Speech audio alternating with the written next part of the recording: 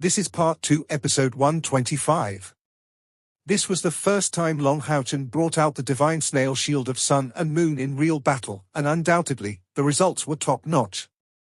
Right at this moment, under the lead of the Fiend commander of the 8th step, the Fiend team also arrived. The purity and the force of the light essence released from Yating's body shocked all the demons present, or rather birthed fear. This total accumulation of spiritual energy produced terrible fluctuations that could burst at any time, making all the demons with least bit of intelligence to feel its threat. For this reason, a Fiend commander of the 8th step was dispatched. After all, the Fiend king at the 9th step wouldn't go act personally. The Fiend commander didn't have his brothers launch a probing attack first. His perception being the greatest, his sense of urgency was just as great. The dark red heavy sword in his hand drew a large curve, aiming straight at Long Houchen's shield wall. Bang! With a dark red light flowing all over the place, terrible fluctuations of spiritual energy burst out, crushing all the vegetation in the surrounding 100 square meters, as the terrible darkness element energy even made it so that those grand fiends didn't dare get close. However, the Fiend commander's attacks were futile.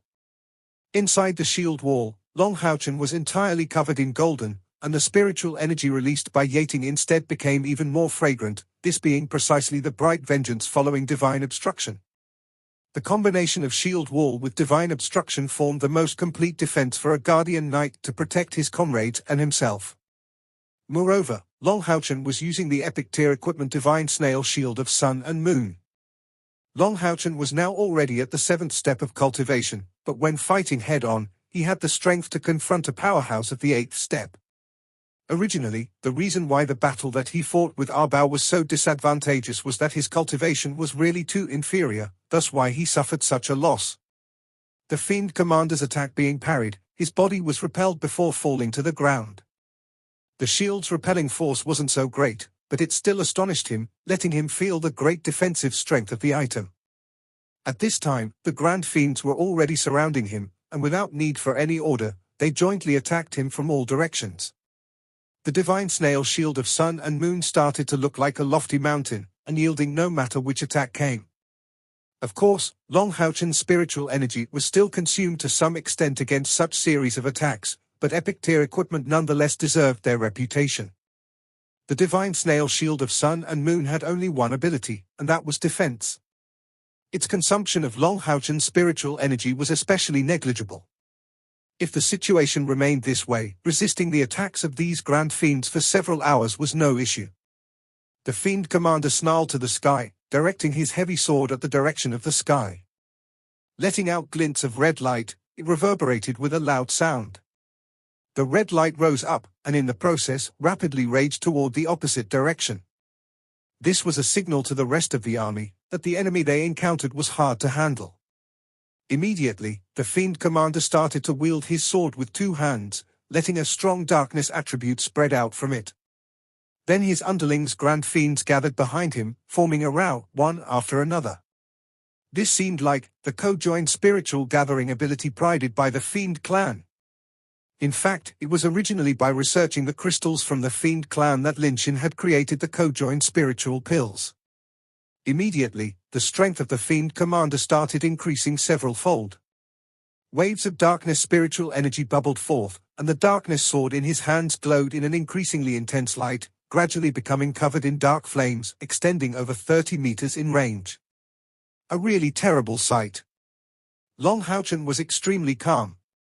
He understood clearly that even if this Fiend commander had the co-joined boost from his underlings, his total cultivation won't possibly be boosted break through the 9th step from that. The 9th step is after all a massive bottleneck, that even Andromalius couldn't pass even through the means of something as majestic as a demon god pillar.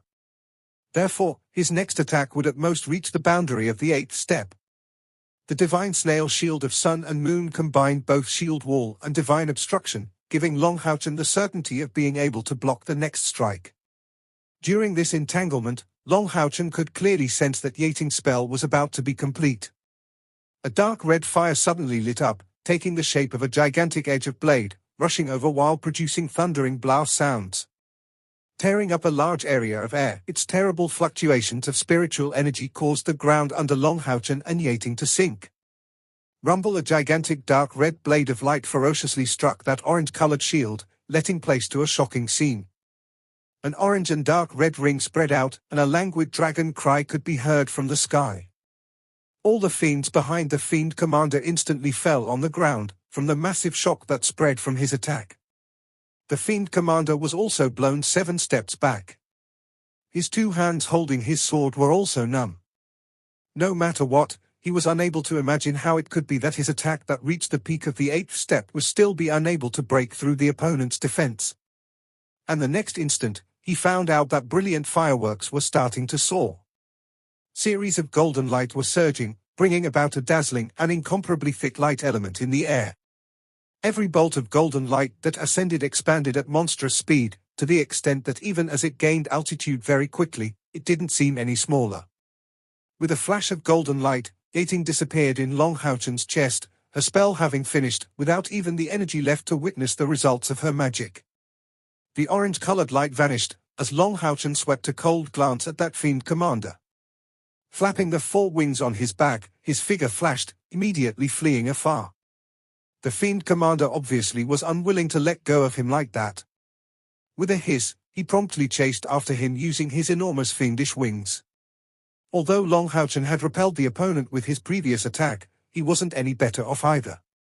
After all, that blow was at the peak of the 8th step.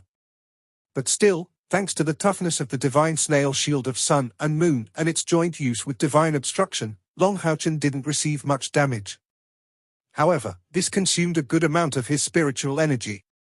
The previous attack caused the remaining amount of Long Houchen's spiritual energy to plummet abruptly. As the time he spent using it increased, Long Houchen's understanding of the shield also went up. He also came to grasp the ability of this shield. Even if his spiritual energy was nearly exhausted at this point, the enemy could not inflict him the slightest bit of damage. However, the current situation meant he was clearly not fit to go handle that Fiend Commander. He still had to provide support to the 9th Holy Guard, and don't forget that a large portion of his spiritual energy had already been consumed by Yating's spell. Choosing to face the enemy in such circumstances, when considering that their reinforcements weren't present nearby, would simply be stupid. Having a total of 4 wings made him only faster. Although his cultivation didn't match the enemy, Long Houchen was surprisingly not an easy prey for that Fiend Commander of the 8th step to catch up. In the field of flight, Long Houchen was a proud disciple of the 10th Holy Guard. The use of special maneuvers, using some very difficult movements, enabled by sudden accelerations, was effective enough to outspeed the other party. On the other hand, the use of his 4 wings and his breathing enabled him to absorb some of the light essence disseminated in the air and recover spiritual energy. During the time the Fiend Commander chased after Long Houchen, Yating's spell started to show its might. Immense balls of light appeared one after another from the sky, heading straight for the core of the demons. Their aim was the group of hell demons. The suddenness of the spell, along with its power that reached the peak of the 8th step, both proved out their utilities. At the time it started to descend, even the Fiend King commanding the group looked shocked. Magic was not the same as other battle methods. It required chanting, be it for humans or demons. He never expected to be confronted so suddenly by a spell even Fiend Commanders of the 8th step couldn't do anything against, nor to be the aim of such a powerful spell. This time, the strength of a powerhouse of the 9th step was thoroughly displayed. Although the Fiend King was aware of the fact that if the Hell Demons worked together, resisting this spell would be no issue, he didn't want to take risks. In case these meteors of light reached their ranks, the damage would be catastrophic. So he immediately intervened, planning to intercept the powerful spell himself. Although the meteors of light had a restricted range, it was not limited by direction. This was a strengthened version of the spell Light Meteor used by Yating before, or rather an area-restricted version. All 9 meteors were singularly smaller than the original Light Meteor, but added up together, their explosive force was a lot greater, and their area of effect became massive. With the support from Long Houchen's spiritual energy, Yating used this offensive light spell with huge area effect exceeding her own rank.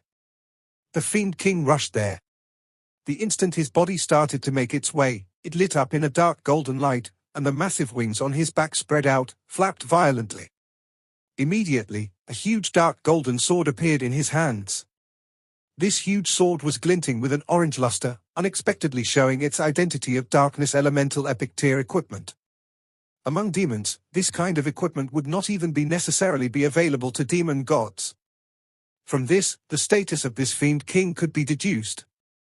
The dark golden glint flashed in the air like a ray of light, and despite the massive build of the fiend king, his movement was instantaneous, not restricted by his volume. Immediately, the first meteor falling down came to a stop, abruptly blowing up, splashing in all directions like a rain of light. But this was merely the beginning. The demons behind him only saw a figure full of awe, suddenly moving from one point to another in the air, totally unhindered. Each move of his produced a flicker of light, causing a golden meteor to come to a stop and explode. Although the air was still filled with an intense breath of light, the light essence didn't come into contact with any of the demons below. At the time the Fiend King slashed onto the last golden meteor, the whole sky was glinting in gold color. Golden Meteor's formation was a genuine great spell, aimed at a large area. Even though the Fiend King, in his capacity as powerhouse of the ninth step, managed to block it completely, he had to gasp for breath in pain after the skirmish. And in his face, none of the delight he should have from breaking this spell could be seen. On the contrary, this Fiend King looked extremely gloomy, as black as an old fry pan.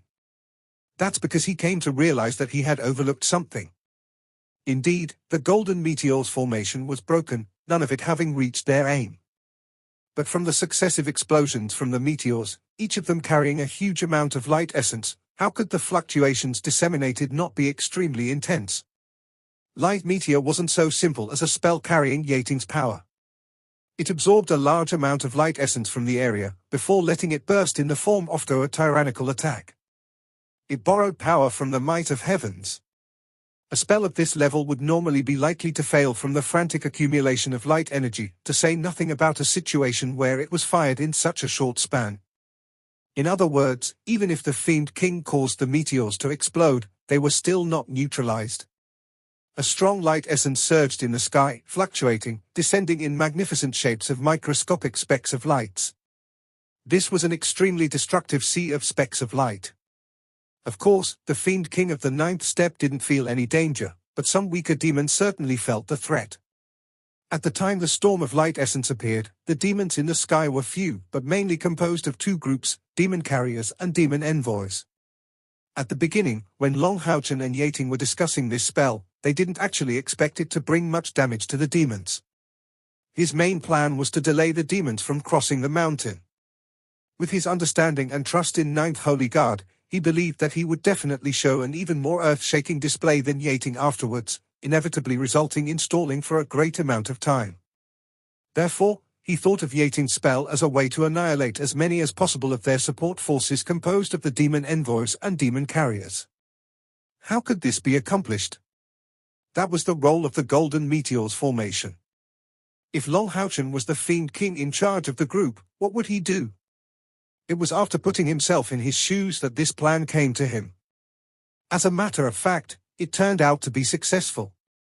The Fiend King really intercepted the light meteors to prevent the hell demons below from suffering damage.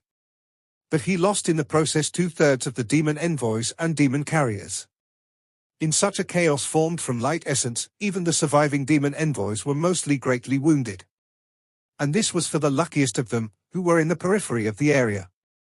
Propelled by the 4 wings on his back, Long Houchen made a turn, suddenly heading upwards, before sweeping across the Fiend Commander at his back.